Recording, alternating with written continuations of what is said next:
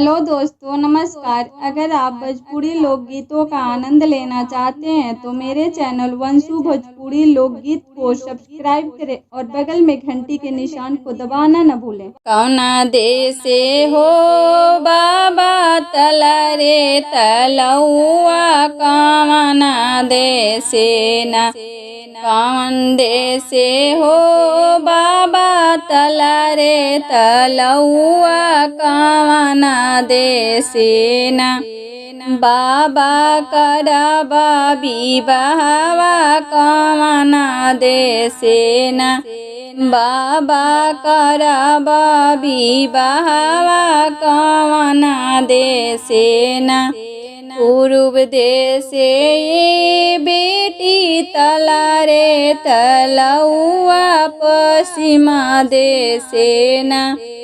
पूर्व देशे ये बेटी तला रे तलौआ के पश्चिम देशे न बेटी करबो विवाहवा पश्चिमा देशे न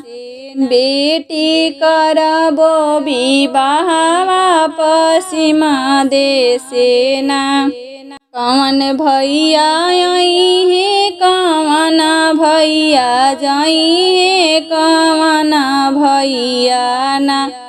बहनी बटिया बहोड़ी है कौन भैया न बहनी के बटिया बहोड़ी है कौन भैया न बड़का भैया आई है से मझला भैया जाई है कि छोटका भैया न कि छोटका भैया न बहनी के बटिया बहोड़ी से छोटका भैया न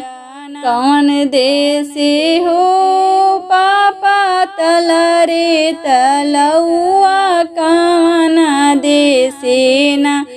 पापा करबा विवाहवा कौना देशे न।